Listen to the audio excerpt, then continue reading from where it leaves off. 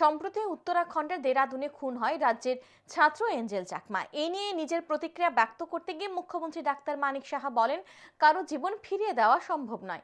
Angel চাকমার বিষয়ে জানার সাথে সাথে তিনি উত্তরাখণ্ডের মুখ্যমন্ত্রীর সাথে কথা বলেছেন। উত্তরাখণ্ড সরকারের পক্ষ থেকে এঞ্জেল চাকমার পরিবারকে আর্থিক সহায়তার ঘোষণা করা হয়েছে।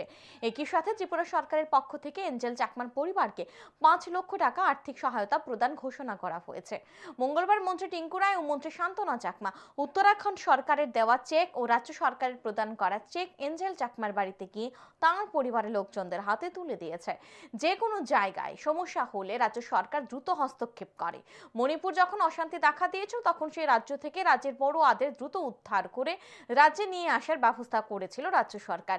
এঞ্জেল চাকমার হত্যার ঘটনায় 5 জনকে ইতিমধ্যে উত্তরাখণ্ড পুলিশ গ্রেফতার করেছে। আরও একজনকে গ্রেফতার করার চেষ্টা করছে উত্তরাখণ্ড পুলিশ।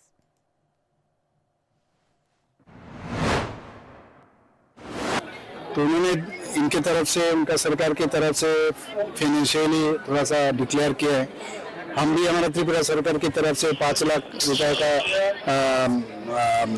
मैंने इनको सहायता के लिए हमने फैमिली जो है उनको देने के लिए हम लोग डिक्लेयर किया।